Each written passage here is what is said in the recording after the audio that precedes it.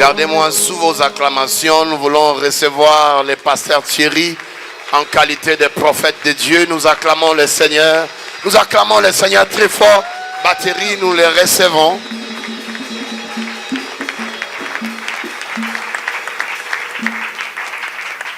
Amen. Que le Seigneur vous bénisse. Est-ce qu'on peut reprendre nos places?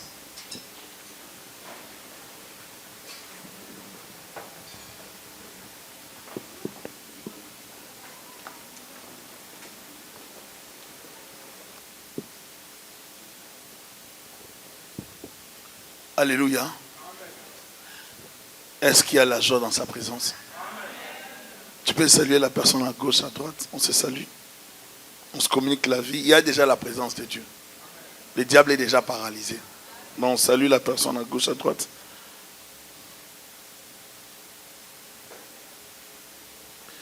Amen.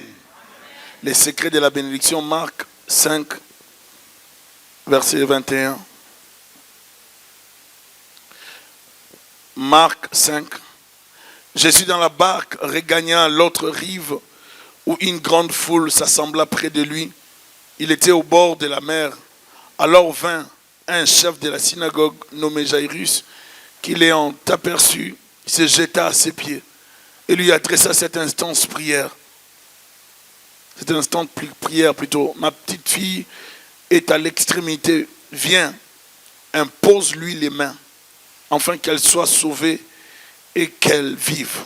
Jésus s'en alla avec lui et une grande foule le suivait et le pressait. Or, il y avait une femme atteinte d'une perte de sang depuis 12 ans. Elle avait beaucoup souffert entre les mains de plusieurs médecins. Elle avait dépensé tout ce qu'elle possédait et elle n'avait éprouvé aucun soulagement, mais était allée plutôt en empirant. Ayant entendu parler de Jésus, elle vint dans la foule par derrière et toucha son vêtement. Car elle disait, si je puis seulement toucher ses vêtements, je serai guérie. Au même instant, la perte du sang s'arrêta et elle sentit dans son corps qu'elle était guérie de son mal. Jésus connut aussitôt en lui-même qu'une force était sortie de lui et se tournant au milieu de la foule, il dit, qui a touché mes vêtements? Ses disciples lui dirent, tu vois la foule qui te presse. Et tu dis qui m'a touché. Et il regardait autour de lui pour voir celle qui avait fait cela. La femme effrayée, tremblante, sachant ce qui s'était passé en elle, vint se jeter à ses pieds et lui dit toute la vérité. Mais Jésus lui dit, ma fille, ta foi t'a sauvée. Va en paix et sois guérie de ton mal. Comme il parlait encore, survint de chez les chefs de la synagogue des gens qui dirent, ta fille est morte, pourquoi importuner davantage le maître? Mais Jésus, sans tenir compte de ces paroles dites au chef de la synagogue, ne crains pas, crois seulement. Il n'est permis à personne de l'accompagner si ce n'est à Pierre et à Jacques et à Jean, frères de Jacques. Ils arrivèrent à la maison du chef de la synagogue où Jésus vit une foule. De grands cris. Il entra et leur dit, pourquoi faites-vous du bruit et pourquoi pleurez-vous? L'enfant n'est pas morte, mais elle dort. Ils se moquèrent de lui. Alors, ayant fait sortir tout le monde, il prit avec lui le père et la mère de l'enfant et ceux qui l'avaient accompagné. Et il entra là où était l'enfant. Il la saisit par la main et lui dit, Talita Kumi. Ce qui signifie, jeune fille, lève-toi, je te l'ai dit. Aussitôt la jeune fille se leva et s'est mise à marcher car elle avait 12 ans. Et ils furent dans un grand étonnement. Jésus leur adressa de fortes recommandations pour que personne ne sache la chose. Il dit qu'on donne à manger à la jeune fille. Seigneur, bénis ta parole au nom de Jésus-Christ. Amen. Nous parlons de Jairus aujourd'hui. Jairus est la première personne à interpeller Jésus-Christ dans cette histoire. C'est lui qui a interpellé Jésus-Christ pour sa fille. Il avait un souci, n'est-ce pas, de voir sa fille et Jésus-Christ. Alors que Jésus s'en allait pour apporter la guérison. C'est un personnage important, un chef de la synagogue. Et pour notre auteur, Jairus est un chef inhabituel et exceptionnel. Lorsqu'on parle de Jairus, on voit un chef qui n'a pas su considérer ses grades. Il n'a pas vu seulement ses grades, sa position dans le temple. il a tout abandonné pour sa fille. Il a tout abandonné pour aller implorer, n'est-ce pas, le pardon, l'intervention de Jésus-Christ. Il ne critique pas Jésus comme le font les scribes, les pharisiens. Il ne critique pas Jésus comme le font tous ses amis. Je ne sais pas comment les hauts placés dans les temples. Mais lui vient pour implorer l'intervention de Jésus-Christ. Il ne vient pas avec ses titres. Mais il s'humilie pour avoir la guérison de sa fille. Parce que la préoccupation numéro 1 de son cœur, c'était la guérison, le rétablissement de sa fille. La plupart des temps, les gens, lorsqu'ils viennent devant Jésus-Christ, ils veulent mélanger leurs problèmes et les problèmes qu'ils trouvent autour d'eux. Les gens, lorsqu'ils viennent vers Jésus-Christ, ils veulent mélanger leurs problèmes, leur objectif numéro 1 avec les objectifs d'autres personnes. Vous ne pouvez pas recevoir la bénédiction si vous vous embrouillez dans les chemins de la bénédiction. Si vous allez vers la bénédiction, vous n'avez pas à vous préoccuper des gens qui sont à gauche et à droite. Préoccupez-vous de vous. Parce que vous avez un objectif à atteindre. Mais il arrive que plusieurs personnes, même venant dans l'église, perdent leur bénédiction dans l'église. Parce que dans l'église, pour recevoir la bénédiction, il faut être connecté. Parce que la bénédiction peut venir dans l'église pour toi, mais quelqu'un d'autre part avec. Est-ce que vous me comprenez? Dieu pouvait venir, si l'eau était agitée pour que tu tombes dans l'eau et que toi tu hésites de tomber dans l'eau, quelqu'un d'autre tombe, la personne sortira avec la bénédiction. À chaque fois que nous venons dans la présence de Dieu, il se passe toujours quelque chose. Même si je ne tombe pas, mais là où il y a la pluie de la bénédiction, je suis toujours arrosé de cette pluie. Alléluia. Et j'aimerais dire à quelqu'un d'oublier d'abord ses titres. Oublie tes titres. Oublie ta position. Oublie les noms que tu as. Les titres, les diplômes, oublions ces choses-là. Jairus arrive devant Jésus-Christ. Il avait une préoccupation. Il n'est pas venu pour dire, écoute, je suis un docteur en théologie. Je suis un docteur en économie. Il n'est pas venu. J'ai ma maîtrise, je ne sais pas en quoi. Il n'est pas venu pour ça. Il y a des gens qui manifestent de l'orgueil, même là où il ne faut pas. Il y a l'orgueil là où il ne faut pas. Vous êtes nécessité, vous êtes dans le besoin. Au lieu d'aller chercher l'intervention, de l'aide, non, on commence à parler de ses titres, de ses avoirs. Cet homme n'est pas venu parler de ça. Il avait une préoccupation, sa fille. Ne te perds pas dans le chemin de la bénédiction. Ne te perds pas, ne t'embrouille pas. Ne t'embrouille pas, ne suis pas les gens. Préoccupe-toi de toi. Je dis tout le temps à l'église, j'ai un souci de la réussite. Si toi tu n'en as pas, moi j'ai ce souci-là. Je tiens à réussir dans ce que je fais. Est-ce que je me fais comprendre? Il faut avoir ce souci-là de la réussite parce que nous ne vivons pas pour perdre. Nous ne vivons pas pour remplir la terre inutilement. Nous vivons pour apporter des résultats et vivre, réussir, réaliser nos projets, nos objectifs. Alléluia. Et le souci de réussir. Ne soyez pas des gens qui remplissent la terre inutilement. Donc vous êtes dans la terre, vous ne produisez ni les fruits, vous serez coupés, jetés au feu. Dieu a besoin des hommes et des femmes qui produiront des fruits. Alléluia. Il ne vient pas avec ses titres. Il ne vient pas avec sa position sociale. Il ne vient pas non plus avec sa position religieuse. Mais il vient avec humilité, comme une nécessité. Seigneur, j'ai besoin de toi. Ma fille est gravement malade. Quelle est l'attitude que tu as lorsque tu viens voir l'homme de Dieu? Quelle attitude tu as lorsque tu vas voir les serviteurs de Dieu? Des fois, on vient voir les serviteurs de Dieu, mais avec déjà plusieurs idées dans la tête.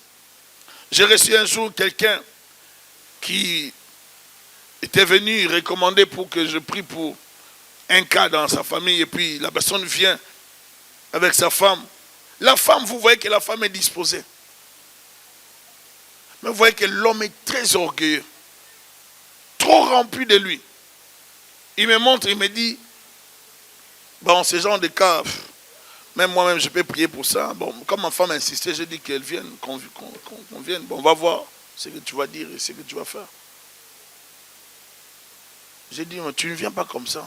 Si tu viens parce que tu es le père de l'enfant. Viens comme quelqu'un qui vient recevoir. Ne viens pas comme quelqu'un qui vient tester. Moi, je te connais parce que c'est toi qui es venu. que vous savez, j'ai compris une chose. Dans les ministères, il ne faut pas avoir honte de dire la vérité. Donc moi, je te dirai la vérité, même si tu ne vas pas aimer ça, mais je vais te dire la vérité. Parce que si tu ne me respectes pas, l'onction de Dieu dans ma vie ne marchera pas dans ta vie. Ça ne sert à rien que je perds mon temps. Je n'ai pas le temps à perdre. Vous voyez? Si je perds mon temps, ça sera une perte de temps, mais ça ne va rien marcher, ça ne va rien donner. Je lui ai dit, écoute, je trouve que tu es trop rempli de lui. Et toi? Faut pas, tu viens, tu me dis, bon, puis on va voir. Hein, et puis bon, de toute façon, nous on prie là-bas, on prie dans tel endroit. Moi j'ai dit, écoute, moi je ne veux pas qu'on se complique. Va chez ton pasteur, il va prier. Écoute, j'ai les gens de l'église ici qui m'attendent à l'extérieur. Je n'ai pas besoin de perdre le temps. Parce que tu ne viens pas me voir comme ça. Tu es méprisant. Tu n'as pas d'humilité. Tu montres le dédain, tu montres le mépris. Mais tu es venu me voir ici dans ce bureau. Alors il y a des gens qui ont fait que moi j'ai ce bureau. Alors moi je préfère que tu puisses partir voir ton pasteur. Je vais rester voir les gens de la promesse. Tu ne viens pas me terroriser dans l'église. Pas du tout. Ça ne marchera pas avec moi. Parce qu'il y a des gens qui attendent, qui ont besoin de moi, pour des gens qui font que l'église là fonctionne, qui payent la salle, qui font toutes ces choses. Ils sont là, ils ont besoin de mon aide. Alors si tu viens pour que tu me parles, tu ne me fais pas perdre le temps. Tu viens avec humilité, je te parle avec humilité, parce que moi je suis humble, mais toi aussi ne viens pas avec orgueil. Si tu viens avec orgueil, je te remets à ta place et on se sépare dans la paix. Comme ça tu vas voir ton pasteur. Parce que je ne veux pas perdre le temps. Tu n'iras pas dire ça à Benny Hinn. Pourquoi tu viendras le dire à Thierry? Est-ce que vous me comprenez? Celui qui ne te respecte pas ne bénéficiera pas de toi quelque chose. Si tu ne respectes pas ton père ne te donnera pas les secrets de la réussite. Si tu ne respectes pas ton père ne pourra pas prononcer des paroles de bénédiction sur toi. Il y a trois qu'il faut respecter dans ce monde. Il y a d'abord un Dieu qui est l'auteur de la bénédiction. Il y a d'abord deux, le père spirituel ou le pasteur qui est le deuxième représentant de la bénédiction. Et trois, je parlerai de père biologique. Si tu veux, je peux inverser. Je peux ramener le père biologique, n'est-ce pas, comme le numéro 2 et le père spirituel comme le numéro 3. Mais vous allez comprendre que d'abord nous avons besoin de Dieu pour être bénis sur la terre. C'est Dieu qui nous bénit. Alléluia. Lorsqu'on est en accord avec Dieu, Dieu va nous bénir. Lorsque tu seras en accord avec ton père biologique ou ton tuteur, ton père aura le pouvoir de parler sur toi. Donc on ne doit pas les provoquer pour qu'ils nous maudissent. On doit les pousser à nous bénir. Alléluia.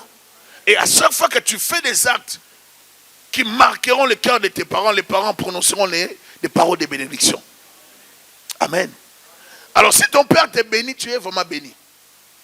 Maintenant, quand tu viens dans l'église, les serviteurs de Dieu qui est en accord avec Dieu prononcent des bénédictions sur toi. La bénédiction des hommes de Dieu ou de l'église, la bénédiction spirituelle qu'on reçoit à l'église, entre en accord avec la bénédiction que Dieu déjà avait libérée pour toi. Amen. Ça brise et ça anéantit les lois spirituelles de ta famille. Les lois, par exemple, il y a des lois spirituelles dans les familles qui disent, par exemple, que vous n'allez pas vous marier, vous n'allez pas être stable, vous n'allez ainsi de suite.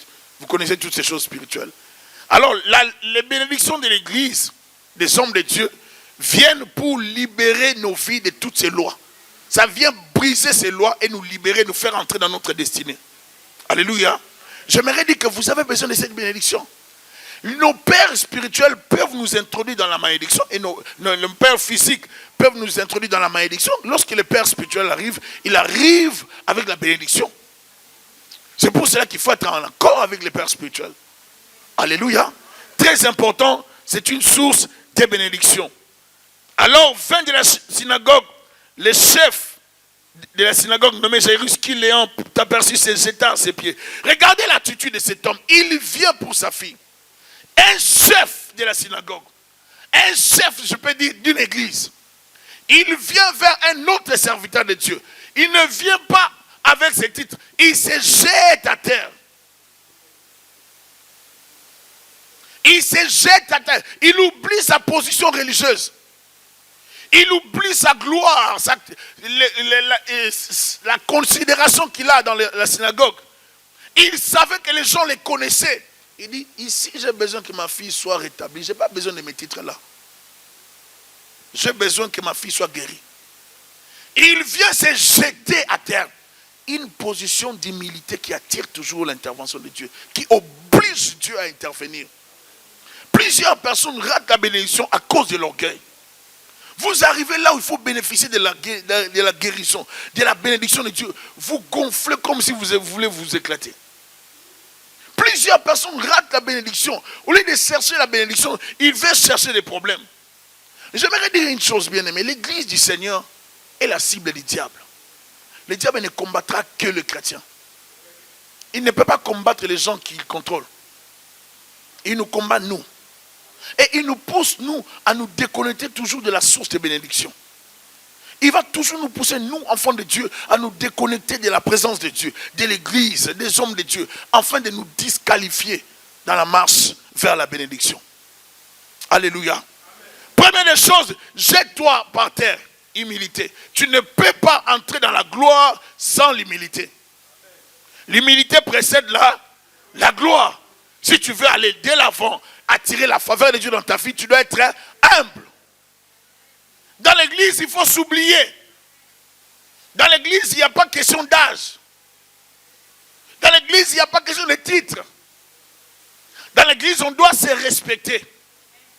Dans l'église, on doit respecter les dirigeants. On doit respecter les conducteurs spirituels. C'est ainsi qu'on aura la bénédiction. Comme je l'ai dit la fois passée, plusieurs personnes dans l'église, la promesse, lorsqu'ils voient des visions, ils voient que le Seigneur fait que je prie pour eux, même dans les visions. Même dans les rêves. Pourquoi? Parce que Dieu fait ça comme ça. Et il faut savoir une chose, quand vous priez pour les gens, des fois quand je prie pour les gens, je cite les noms. Et une fois ma femme me dit, comment tu as tous les noms comme ça? Je cite les noms. J'ai dit, ce frère-là ne va pas mourir. Si tu voulais l'attaquer, tu ne l'attaques pas. Ou si tu l'avais attaqué, tu ne l'auras pas. Je cite les noms des gens de l'église. Dernièrement, je priais, je citais tellement de noms et le Seigneur m'a amené à citer des noms des gens d'ici. J'ai prié pour des gens de la promesse. J'ai commencé à citer des noms de certaines personnes d'ici que le Seigneur m'a donné pour que je prie. Quand le Seigneur nous amène dans la prière, quand je prie là, toi tu dors. Là, tu allais connaître des problèmes, mais la prière de ton pasteur va te protéger. Parce que c'est moi la sentinelle, ce n'est pas toi. Le rôle des conducteurs, c'est le rôle des sentinelles. Dieu nous a placés comme des sentinelles pour veiller, voir. Il dit, si je t'annonce un malheur, que tu n'avertis pas la personne concernée, et que la personne arrive à mourir, je te redemanderai son sang. Qu'est-ce que nous on a à faire? On doit prier, on doit intercéder, on doit chercher à ce que vous soyez bien. Parce que si toi tu es bien, je disais à un frère, tu vois, si tu commences à avoir l'argent, ne gonfle pas, reste calme. Parce que lorsque je te connaissais, tu n'avais même pas d'argent, tu avais un vélo. Et c'est la vérité. C'est la vérité. Peut-être vous allez prendre ça bizarre, mais c'est la vérité. Tu avais un vélo, tu n'avais pas de maison. Parce que je t'avais dit, le Seigneur a commencé à faire des choses dans ta vie. Tu as une belle voiture. Tu as la première et la deuxième maison. Calme-toi, pas d'orgueil. Vous savez, des fois, nous commençons à manquer de respect aux hommes de Dieu. Je lui ai dit, frère, tu me manques de respect à cause des biens matériels que tu viens d'avoir. Quand tu n'avais même pas ces choses, tu sais comment tu venais me parler. Moi, j'ai prié pour toi. Tu as failli quitter la ville. Tu avais pris un mauvais choix. Une option qui allait te conduire dans l'erreur. Je te dis, reste ici, Dieu va te bénir ici, tu seras étonné. Cette fille-là, c'est celle que tu vas épouser. Je te conseille de l'épouser. Continue, tu vas voir. Et le Seigneur a fait. J'aimerais vous dire une chose. Il faut savoir vous connecter avec les hommes de Dieu. Des fois, on peut te donner juste un conseil. Mais dans les conseils, les pasteurs aussi ne peuvent pas savoir que c'est un conseil prophétique. Parce que Dieu n'est pas des fois obligé de nous dire tout ce qu'il dit. Il peut nous utiliser sans qu'on le sache. Et des fois, il peut nous parler, on les sait, on les découvre bien, on les comprend. Mais des fois, nous ne saisissons pas quand Dieu nous parle. Mais toi qui me suis, tu peux comprendre que Dieu me parle. Amen. Et quand tu vois des choses comme ça, prends ça comme un réma. prends ça comme une parole que Dieu livre pour ta vie. Ma sœur, mon frère, en venant à l'église ne vient pas là pour t'appauvrir. Il y a un faux message qui circule, qui fait croire aux gens que l'église est là pour les appauvrir. La notion de la gratitude et de la reconnaissance, c'est une notion biblique. Je vous ai dit la fois passée qu'il faut savoir dire merci. Ça n'a rien à voir avec la loi. La loi, lorsqu'elle est venue plus tard, elle est venue juste pour entériner, si on parle des termes de la loi, ou bien si la juridiction. La loi vient pour entériner une loi antérieure plutôt que Dieu avait déjà donné, sans l'officialiser. Parce qu'il y a des principes que Dieu a donnés à l'homme. Et ce sont des principes innés. Lorsque tu nais dans le monde, tu viens avec ces principes-là. C'est en toi, tu ne dois pas tuer. C'est en toi, tu ne dois pas faire du mal. C'est en toi, tu dois aimer ton prochain. Ce sont des principes que Dieu établit dans les hommes. Il a donné ça à la création. Alléluia. Dire merci, ça doit être normal. Savoir dire merci aux hommes et aux parents et à Dieu, c'est normal. Isaac, avant de mourir, pouvait dire, mes enfants, venez, je vais vous bénir. Non, il a demandé, prépare-moi à manger, Ésaü. Les violents a récupéré la bénédiction. Donc, il y a des conditions pour voir la main de Dieu. Abraham voit 3 personnes passer. Il pouvait dire, ah, passer. Non, il n'a pas dit ça. Il a dit, venez, je vais vous préparer la crème. Est-ce qu'il a préparé seulement la crème? Non. Pendant qu'on préparait la crème, je vois Abraham parler avec ces 3 hommes. Abraham rencontre des histoires. Non, ici, vraiment, dans chez les Madianites, la vie c'est dur. Les chameaux là que tu vois là, ils nous font souffrir. Là, Abraham parle. Les hommes là lui posent des questions et puis, mais comment tu fais avec beaucoup de serviteurs? Mes serviteurs là aussi, vraiment, des fois ils me donnent des mots de tête, mais je suis quand même trop dur avec eux pour qu'ils puissent travailler afin d'avoir beaucoup plus de productivité. Abraham parle. Là, Abraham est en train de parler. Entre-temps, il avait déjà donné les ordres là-bas. Préparez la vache là rapidement. Il ne faut pas jouer. Les temps qui... Parce que la Bible dit Dieu était avec les anges. Les temps qui se rendent compte, on amène la viande. Donc, il a provoqué un. Ils ont pris la crème. En attendant, Abraham bombardait les histoires. Sûrement, il y avait des choses à grignoter aussi. Je sais pas, des arachides, des choses comme ça. Ça peut-être la Bible n'a pas parlé de ça. Hein, vous savez, s'il y avait des chips, Abraham pouvait prendre les chips. Mais là, comme il n'y avait pas de chips, il y a quand même des choses à grignoter de l'époque. Abraham débarque directement. Sa femme débarque avec la viande, la bonne viande. On a préparé avec beaucoup de choses. Les 3 hommes ont dit, oh, Abraham, tu nous as juste vu passer. Nous sommes les étrangers. Et tu nous accueilles comme ça. Dieu n'a pas dit non, je mangerai prochainement. Ils ont mangé sérieusement. Maintenant, lorsqu'ils se sont levés, Dieu s'est rendu compte qu'il était lourd. Là, il a senti vraiment que non, il était vraiment fortifié, alourdi par quelque chose à manger. Il a dit, casserai à Abraham, c'est que je pars faire de l'autre côté. Les genres de phrases comme casserai-je, ce sont des phrases qui arrivent lorsque vous posez des actes. Amen. Alléluia. Amen. Il y a dans la vie des actes qui parlent. Dès que vous les posez, ça va parler. Il y a de ces actes qui parlent en bien, il y a d'autres qui parlent en mal. Mais si vous savez poser de bonnes actions envers les gens, vous aurez aussi le retour de cela. Abraham a posé cela et Dieu va lui révéler ce qu'il allait faire à Sodome et Gomorrhe. Ainsi, Abraham va négocier par l'intercession prophétique la délivrance, n'est-ce pas, de son neveu Lot. Est-ce que je me fais comprendre? J'aimerais dire à quelqu'un, le bon cœur va te sauver. Avoir un bon cœur va te sauver. Ma soeur, mon frère, les biens matériels vont rester sur la terre. Les maisons vont rester. Ton compte bancaire, ça va rester. Il y a un tel, comme Ecclésiaste dit, qui amasse l'argent. Il y a un autre qui arrive, qui jouit de cet argent, de ces biens matériels, de cette richesse. Et il ignore la souffrance qu'a enduré celui qui avait ramassé la richesse. Tu peux te tracasser pour les biens de ce monde. Mais si tu n'assures pas ton éternité, tu es perdant. C'est pour ça que celui qui comprend le royaume des cieux, il ne vit que pour Dieu. Pour les choses de Dieu, il se donne, il s'investit. Alléluia. Comme je disais, c'est un message qui vient pour embrouiller les chrétiens. Pour dire aux chrétiens qu'on ne faut pas donner la dîme, on ne faut pas donner les offrandes. Moi je dis, ce sont des faux messages. Parce que toutes ces choses, ce sont des signes de reconnaissance. Hier, j'ai parlé avec une sœur qui, après les cours, elle me posait des questions. Pasteur, je vois plusieurs dîmes ici. La dîme des pauvres, la dîme pour les lévites, la dîme pour le temple, la dîme pour ça, 4 dîmes, pasteur. Comment tu expliques ça? J'ai dit, maintenant, fais la sommation de ces 4 dîmes, donne ça à l'église. J'ai dit, donne ça les 4 là. Comme ça, l'église aura la dîme des pauvres, il va donner aux pauvres. La dîme des hommes de Dieu, on va donner. La dîme des temples, on va donner. Et l'autre dîme, fais-moi la sommation de ces 4 dîmes là. Elle a dit, pasteur, c'est trop. Si on doit donner tout ça, j'ai dit, ah, donc c'est trop. Donc la seule dîme qu'on demande, là, ça pose un problème. C'est un problème de cœur. Vous voyez? C'est un problème de cœur. La personne qui se plaît pour une dîme, c'est une personne qui a un problème ici dans le cœur. Si tu ne sais pas donner à ton prochain, tu ne donneras pas à Dieu que tu ne vois pas. Tu ne peux pas dire que tu aimes Dieu que tu ne vois pas, alors que la personne que tu vois, tu ne l'aimes pas. Alléluia. Nous devons apprendre des fois à donner à nos prochains, nos frères et sœurs qui sont autour de nous, nos familles, nos parents. Si tu croises ton père, ta mère, apprends à bénir. Est-ce que je parle à quelqu'un? Il y a des gens qui veulent toujours prêter. $20 tu prêtes, $40 tu prêtes. Tu prêtes toujours, tu auras beaucoup de problèmes dans les prix de $20. Parce que si tu prêtes toujours, même des petits montants, ces petits montants vont te créer des problèmes avec des gens. Parce que tu vas t'attendre à ce qu'on te retourne les $50.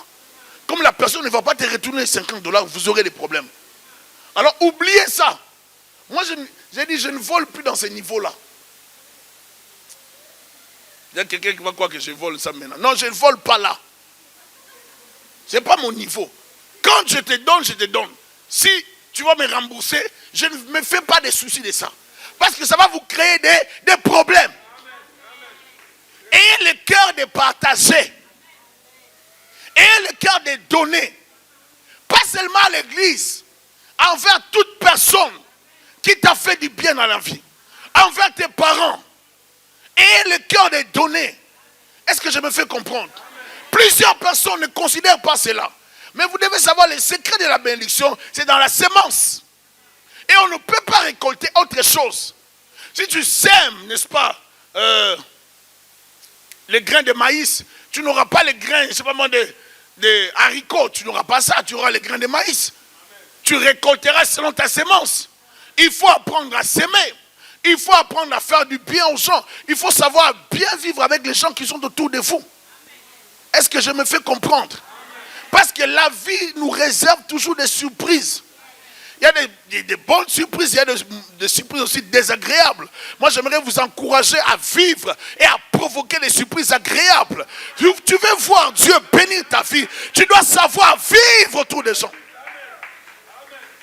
Les hommes vont dire à Jésus, cet homme mérite que tu lui accordes cela. On ne peut pas dire ça de toi si tu n'as jamais fait quelque chose de bon. Pour que les gens arrivent à témoigner. Dans certains problèmes, seuls vos actes vont parler. Même des fois, vous allez voir une sœur malade de l'église. Les autres membres de l'église se mettent à gêner à prier.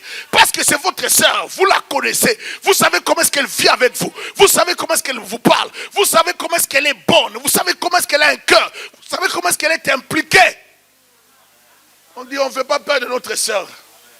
Pasteur dit, 3 jours de jeûne, l'église doit prier pour telle sœur. Tout le monde est là. Parce que c'est votre sœur. Parce que vous la connaissez. Mais toi dans l'église, dispute avec tout le monde. Si 100%, tu te disputes avec 80%. Le jour que tu auras des problèmes, tu seras étonné. Est-ce qu'on me comprend? Apprenez à bien vivre. Marquez le cœur des gens qui sont autour de vous. Vivez bien. Vivez bien. Parce que les jours de malheur, vous aurez besoin des gens qui sont autour de vous. Cet homme est allé vers Jésus. Parce qu'il savait que Jésus-Christ avait des paroles de vie. Il savait que Jésus-Christ avait la solution. Dans certains problèmes que vous avez, la solution ce n'est pas les hommes. La solution c'est Jésus-Christ. La solution c'est les pasteurs. La solution c'est les hommes de Dieu. J'ai dit, tu peux être dans la catégorie des guerriers. Tu peux te battre dans la boxe. Tu es fort, oui. tu peux tenir dans des rondes. Mais il y a peut-être d'autres serviteurs, d'autres combattants. Peut-être moi je tiens dans 10 rondes. Toi tu tiens dans 2 rondes. Tu peux te battre, ce n'est pas un problème. Mais dans certains démons, dans certaines réalités, dans certains combats, ça prend la connexion avec une autre personne. Ainsi vous aurez la victoire. 2 valent mieux qu'un. Si tu es 2, si vous êtes plutôt à 2, vous aurez la victoire avec le Saint-Esprit. Car la corde à 3 fils a du mal à se rompre. Certaines réalités que vous avez exigent que vous puissiez vous unir avec les hommes de Dieu. Alléluia. C'est comme ça que nous aurons la victoire. Alléluia. Vous voulez voir la main de Dieu? Il faut apprendre à vous unir avec les hommes de Dieu. La Bible dit, des Chroniques 20. Si on peut nous balancer ça. Des Chroniques 20. Si on trouve ça, c'est bon.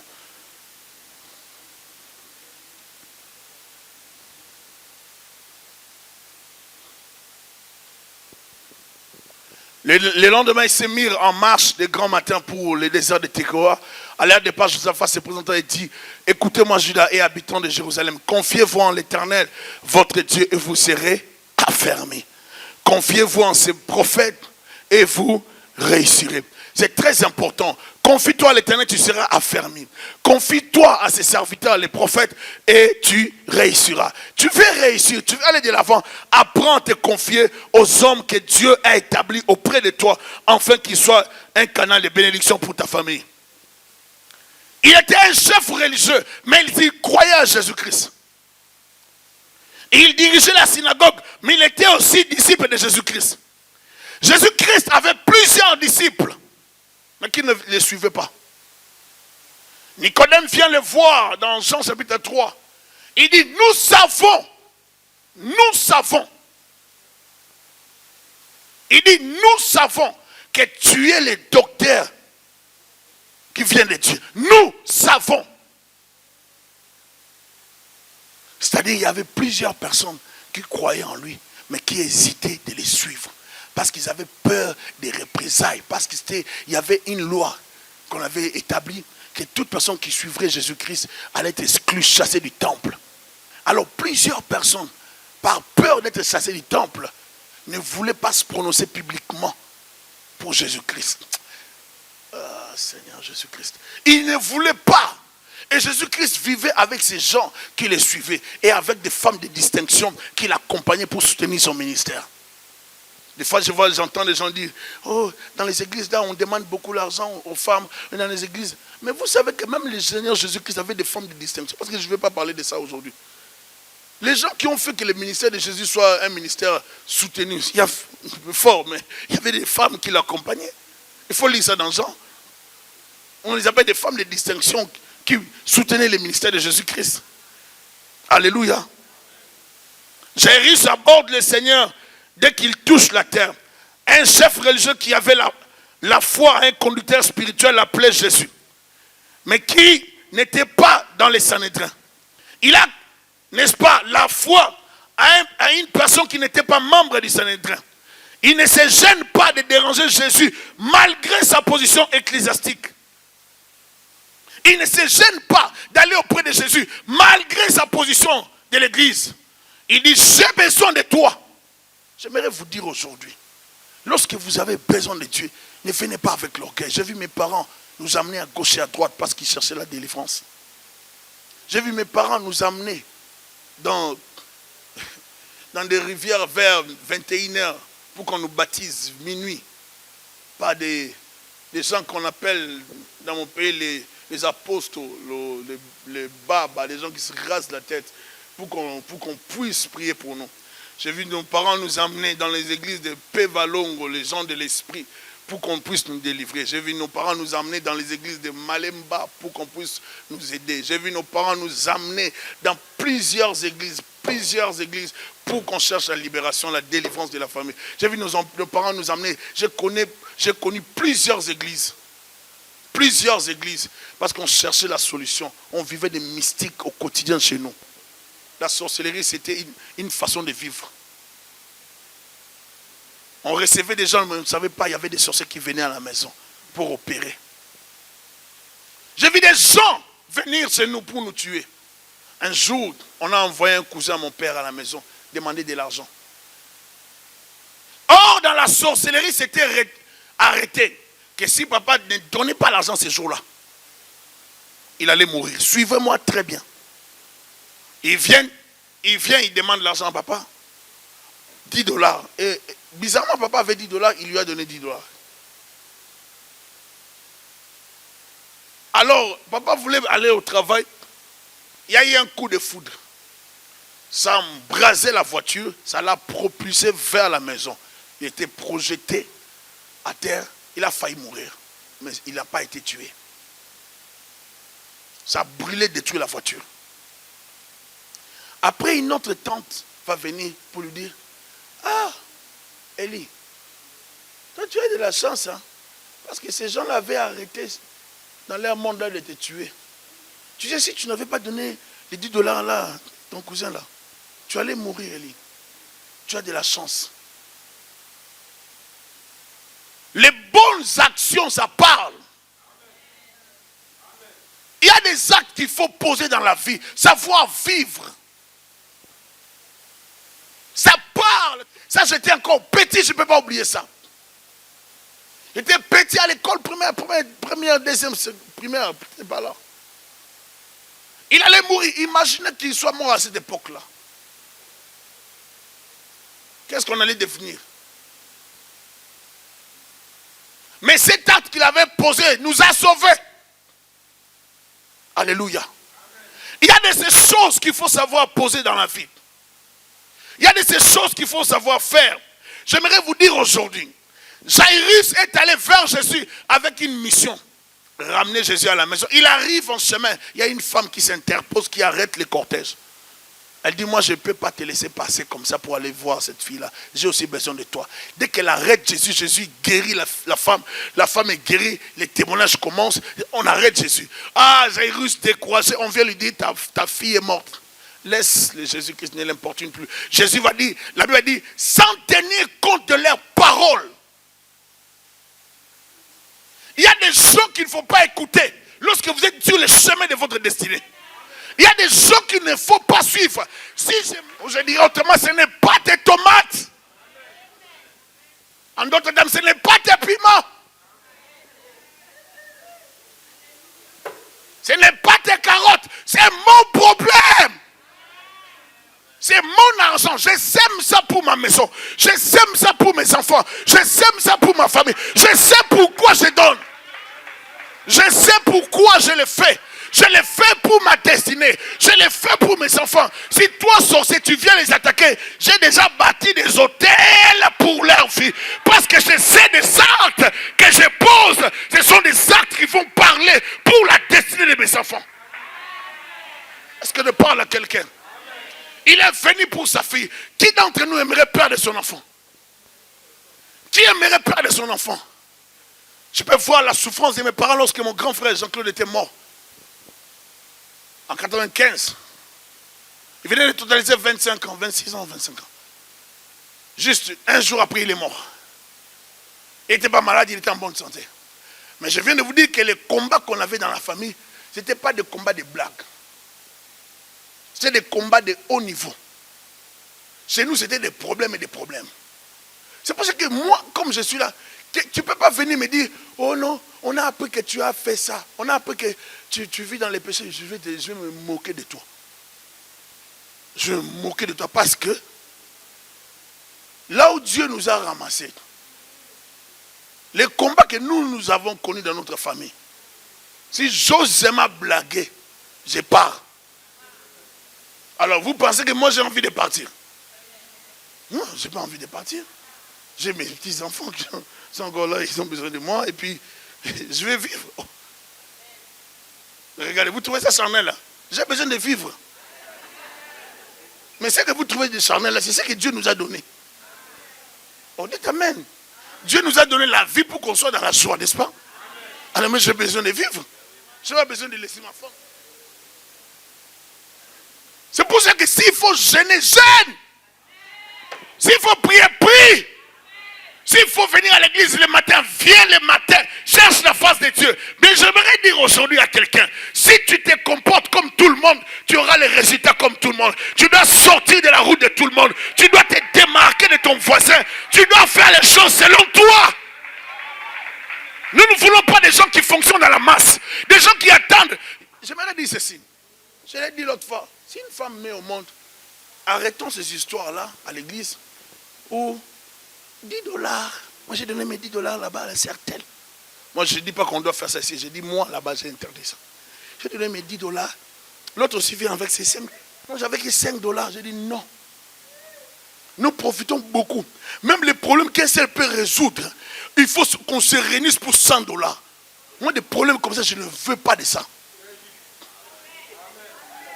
Des problèmes d'humiliation. C'est comme si il y a des gens qui ont 50 000, 100 000 $ dans les comptes. Mais pour donner $10, c'est des problèmes. Des problèmes qu'un seul peut résoudre. Donc vous devez vous réunir en famille. Bon, toi tu vas donner 50. Moi je vais donner 50. Bon, ça va faire combien? 150. Donc on doit se réunir pour faire une réunion de $150. Ne jouez pas avec moi. Jouez pas avec moi. Je ne veux pas de ça. Il y a certaines bénédictions dans ta famille que tu dois apprendre à arracher brutalement, ou je pourrais dire impoliment, sans demander la permission de tes frères et sœurs. Si tu dois sauter sur les 150, saute dessus. Certains problèmes de $100, on doit se réunir. Bon, écoute, donne-moi 50, et puis moi je vais ajouter 40, et puis demande $10 à l'autre. Ah!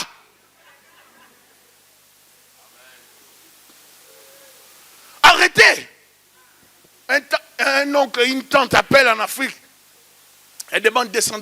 Tu voulais de faire les sacrifices. Bon, attends, je vais demander aussi à Béni, hein, parce que tu sais comme on est nombreux ici, lui aussi peut donner 50, moi 50. Et puis Angèle et puis Roger vont donner aussi 50. Ah bon? Donc toi, à ton âge, si tu as l'argent, tu ne peux pas aider ta tante, ton oncle. Avec $200 directement, tu te sacrifies. Tu ne sais pas ce que ça peut faire dans ta vie. Toi, tu dois te réunir avec tous tes frères pour envoyer $50 ou $100. Arrêtez ces histoires-là. Ça peut ne pas parler. Ton compte est vidé. Mais ce que ça peut produire, tu ne le sais pas. Est-ce que je parle à quelqu'un? Un jour, une femme est venue, une femme prophétesse m'a appelé. Elle m'a dit, papa, donne autant d'argent. On a besoin de ça pour faire des travaux ici à l'église. Ah, j'ai dit, vraiment. Il dit, papa, je t'ai dit, Dieu va te bénir. Puis tout ce qu'on avait, jusqu'à 850, on a envoyé.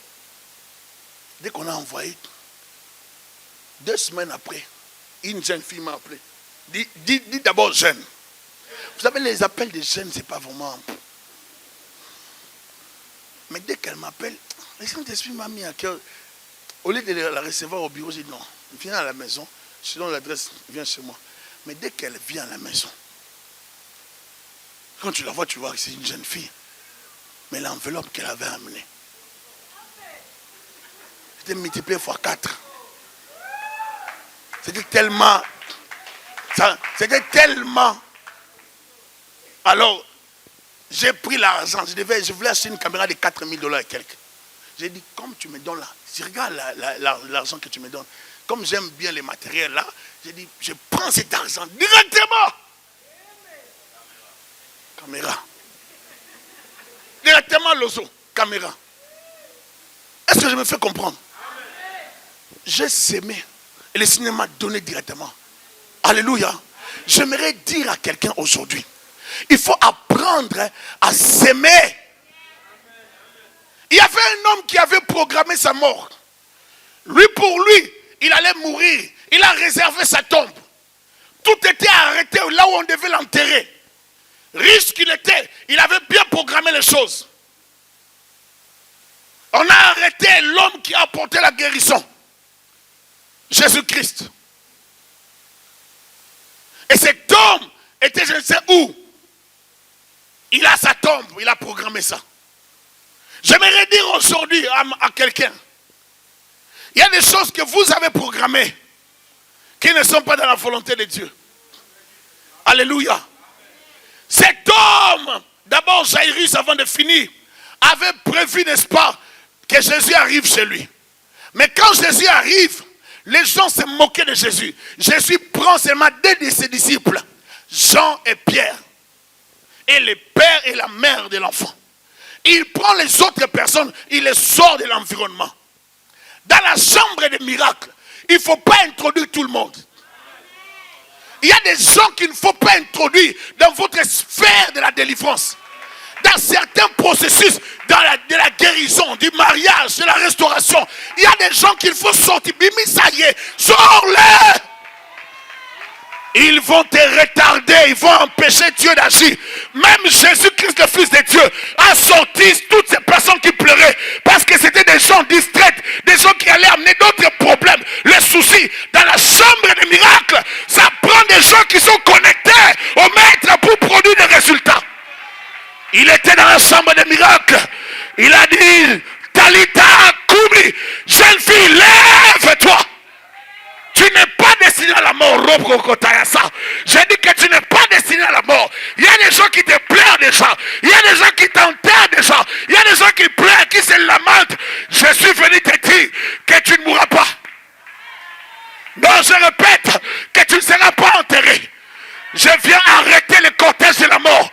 Je viens arrêter le train de la mort. Je viens stopper la sorcellerie de ta famille. Je viens arrêter les démons qui voulaient te tuer. Tu ne mourras pas. C'est Katarikato Rorobosa. Dieu te bénisse. J'arrête le cortège de la mort. Je t'interdis de mourir. C'était programmé qu'elle meure. Tout le monde s'attendait à sa mort. N'importune plus Jésus. Il y aura des gens. Les pasteurs ont tellement prié pour toi. Arrête de les déranger seulement. Ton problème, ça prend l'autre prophète. Ça ne prend pas ces prophètes-là. Ça prend seulement les mêmes pasteurs-là. Ça ne prend pas quelqu'un d'autre. J'ai dit ta maladie, ça prend seulement qu'on persévère. Tu es dans la chambre des miracles. J'appelle celui la chambre des miracles. Ne te préoccupe pas des gens qui sont autour de toi. Préoccupe-toi de toi. Dans cette salle, il y a des miracles. J'ai dit qu'il y a des miracles dans ces lieux.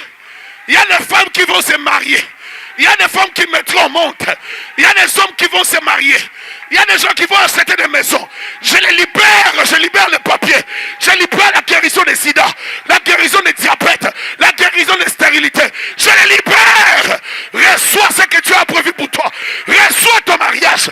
Reçois ta vie. C'est la chambre des miracles. Je libère les miracles en ces lieux.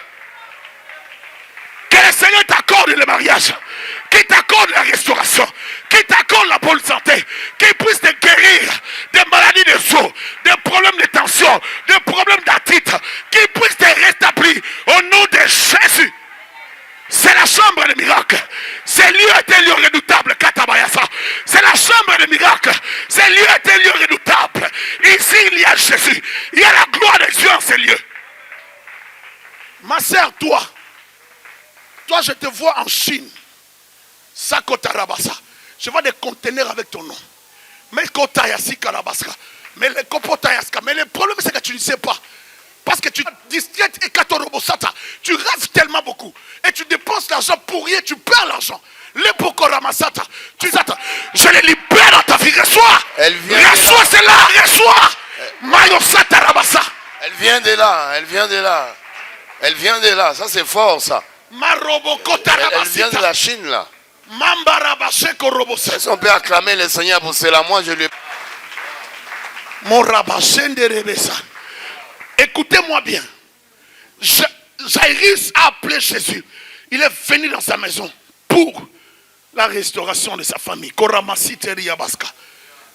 Il y avait un homme qu'on appelait Joseph d'Arimathée. C'est Joseph d'Arimathée avait prévu sa tombe. Il a prévu qu'il allait mourir. Mais sa tombe n'était pas pour lui. J'aimerais te dire, il y a de l'argent que tu as caché, ce n'est pas pour toi. Tu as prévu ta tombe. Tu sais que quand tu vas mourir, on va t'enterrer là-bas. Je viens te dire que cette tombe-là n'est pas pour toi. On va t'emprunter ça pour 3 jours. Et Korabasanda. J'ai dit que cette tombe-là sera empruntée. Ça sera emprunté pour 3 jours. Tu as prévu que cette tombe-là c'est pour toi. J'ai une bonne nouvelle pour toi. J'ai dit que cette tombe-là n'est pas à toi. Je ne me comprends toujours pas. Cette tombe-là sera empruntée par Jésus. Ça sera une tombe historique. Ça sera une tombe touristique. C'est une tombe que tu as achetée pour ta mort. Mais toi tu ne seras pas enterré là-bas. Il y a un qui sera enterré là-bas pour 3 jours. Après, ça sera la tombe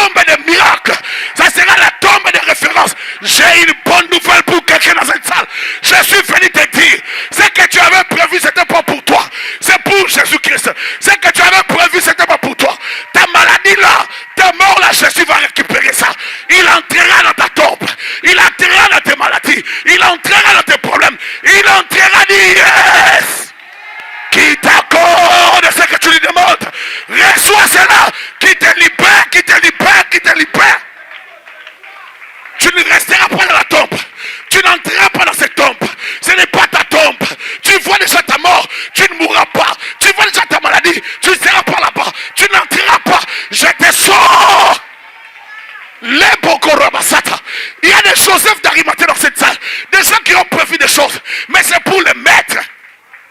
Je te dis que le maître en a besoin.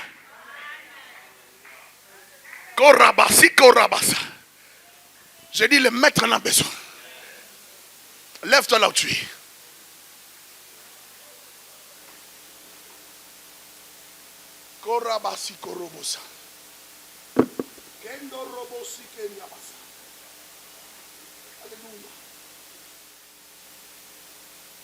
Le maître a besoin de toi. Le maître a besoin de toi. Mondo Roboska. Je vais même pas prier d'abord. Écoutez, on a fait à la promesse. Ça fait 2 semaines ou 3 semaines. J'ai dit aux gens, on va acheter. Nous avons 3 ans d'existence, n'est-ce pas? Nous avons 3 ans, n'est-ce pas? Vous connaissez la promesse. On a programmé d'acheter. J'ai dit, on va acheter. Je commence les appels à l'église. On a atteint 71 000 $ d'appels en un dimanche. Alléluia. Les gens commençaient à donner déjà. Chaque jour qu'on a notre culte, les gens donnent. Donc les montants aussi ont augmenté. Les rachetés, vous êtes des aînés par rapport à la promesse. Est-ce que vous êtes d'accord avec moi? J'ai demandé à certaines personnes, j'ai demandé 1500 $. Lui qui me filme là, c'est aussi mon fils. Lui aussi il a donné. Je lui ai dit, même si tu es jeune, tu vas donner. Et il a donné. Est-ce que vous me suivez? Mais dans ce qu'il a donné, il va donner 1500. Il avait d'abord pris l'engagement de donner un trépied à l'église. Le trépied, ça coûtait 1010 $. C'est juste ce jour-ci. Les trépieds, vous voyez les trépieds là qu'on filme. J'aimerais dire ceci. C'est juste pour les trépieds. Il y a des gens qui sont venus pour donner. Ils ont donné 1500. Ils sont venus d'autres, 3500. Donc je les appelle et me corrigent.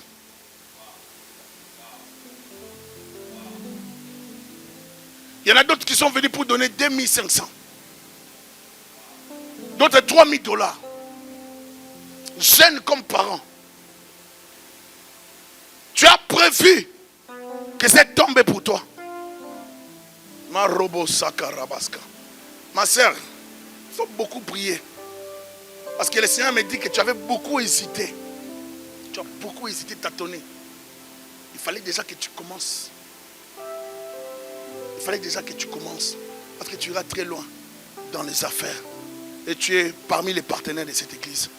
Seigneur Jésus, couvre-moi par ta bonté, par ta bénédiction, étends ta main dans ma vie. Au nom de Jésus, Libère ta grâce, libère ta gloire, ta faveur dans ma vie.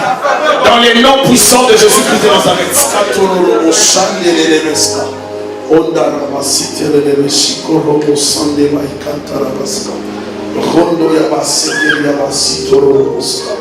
Meyande borra basketoro mosketa mama pashike ruka bateria sandolo sapapa kandega rende merere baba mama skandolo doshi meyonda basketo shandele kapura baskena merere moshakara masandele beskolo boka ronda baseperia kandolo boska alléluia sandele Ronda barara macheko roboskante de beska. Deo karabaska. Mandere de beska yako roboska. Que le Seigneur vous bénisse abondamment. Retournez dans vos places. Nous sommes tous debout. Levez-vous là où vous êtes. Levez-vous s'il vous plaît. Kenda bara sheka rabaska. Levez-vous s'il vous plaît. La bénédiction de Dieu. Amen. Que le Seigneur vous accorde le travail. Qu'il vous accorde la stabilité, la prospérité. Qu'il vous accorde le mariage, la fécondité. Qu'il vous soit favorable dans toutes vos vies. Qu'il vous guérisse, qu'il vous visite, qu'il vous bénisse. Qu'il te donne les papiers, toi qui n'as pas les papiers. Je les déclare au nom de Jésus. Je viens de déclarer la grâce de Dieu sur toi. Je déclare la bénédiction de Dieu dans ta maison. Je déclare la gloire de Dieu sur toi. Je viens prophétiser sur toi. Reçois la grâce. Reçois la puissance. Reçois la main de Dieu. Soyez bénis.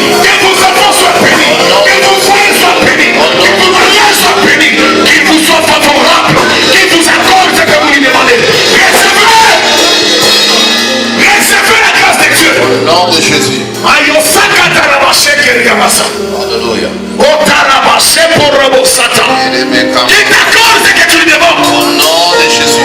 Qui t'ouvre les portes, reçois cela. Au nom de Jésus. Qui te bénisse au nom de Jésus-Christ. Au nom de Jésus. Mando Sakarabasitorobosa. Que ton enfant me parle pour toi. Au nom de Jésus. Parle pour ta maison. Au nom de Jésus. Parle pour tes enfants. Au nom de Parle contre la sorcellerie. Parle contre les démons. Je les attaque et tous ceux qui t'attaquent. Je les combats tous ceux qui te combattent. Je les guette tous ceux qui t'attaquent. Au nom de Jésus, sois libéré. Au nom de Jésus.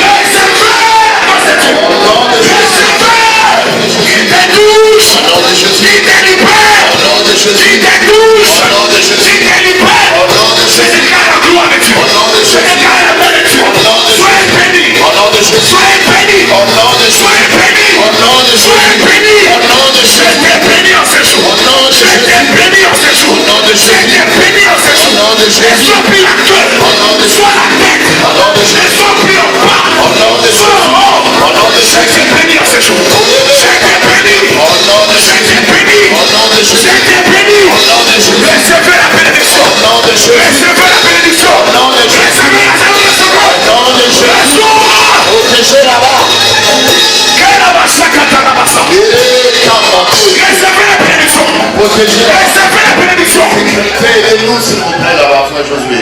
J'ai dit recevez la bénédiction. Recevez la bénédiction. Au nom de Jésus. Je ne prie pas pour toi de prier. Là où tu es, reçois seulement la bénédiction. Tu as besoin de ça. Au nom de Jésus. Que le Seigneur t'accorde le mariage. nom de Qu'il t'accorde les papiers. nom de Qu'il t'accorde la fécondité. Qu'il bénisse tes affaires. Qu'il bénisse tes affaires. Qu'il bénisse tes entreprises. Je libère la bénédiction. Je dis je libère la bénédiction. Je libère maintenant. Recevez la bénédiction. Que Dieu te stabilise à l'emploi. Qu'il te bénisse Katorobosa. Qu'il te bénisse Katorobosa. Qu'il te bénisse. Recevez. Nom de Jésus. Je déclare la bénédiction sur toi. Au nom de Jésus. Toi qui ne m'aimes pas au monde, reçois cela. Au nom de Jésus. Mais au monde. Au nom de Jésus. Toi qui es stérilité, reçois les enfants. Au nom de Je Jésus. libère la fécondité. Recevez. Libérez la vie. Libérez. Libérez, libérez. Libérez la vie. Toi qui ne m'aimes pas au monde, reçois. Mettez au monde. Recevez. Que Dieu te bénisse. Que Dieu te touche. Que Dieu te touche. Recevez. Recevez. Au nom de Jésus. Recevez. Au nom de Jésus. Je libère.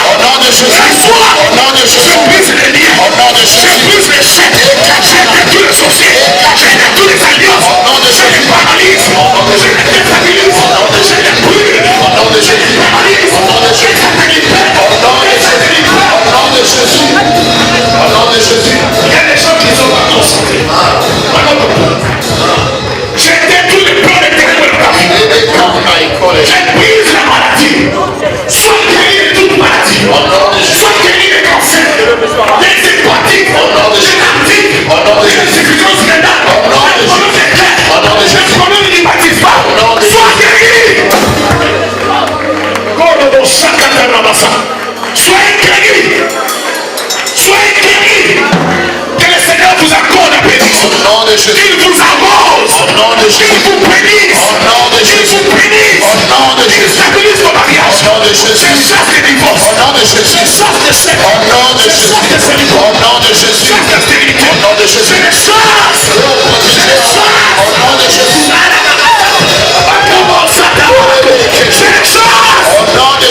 Au nom de Jésus. Amenez les gars ici rapidement. Libérez. Au nom de Jésus. Libérez. Au nom de Jésus. Libérez la vie. Au nom de Jésus. Libérez la famille. Au nom de Jésus. Libérez la vie. Au nom de Jésus. Libérez la famille. Au nom de Jésus. Gloire à Dieu. Au nom de Jésus.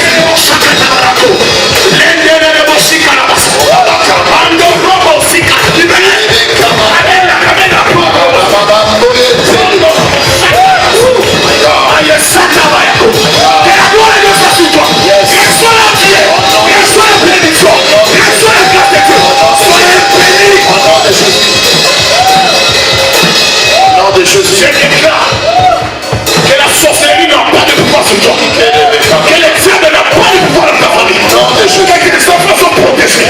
Ton mariage protégé. Ta famille sécurisée. C'est un béni. C'est un béni. Au nom de Jésus. Korasata koya. Mando robo sikatarabasa. Rababambo ke Lapa. Sekena. Tu as des choses à faire avec le Seigneur. Lelebio. Lembo korobosa. Simbo Kaina Mababa Ikarababa. Je parle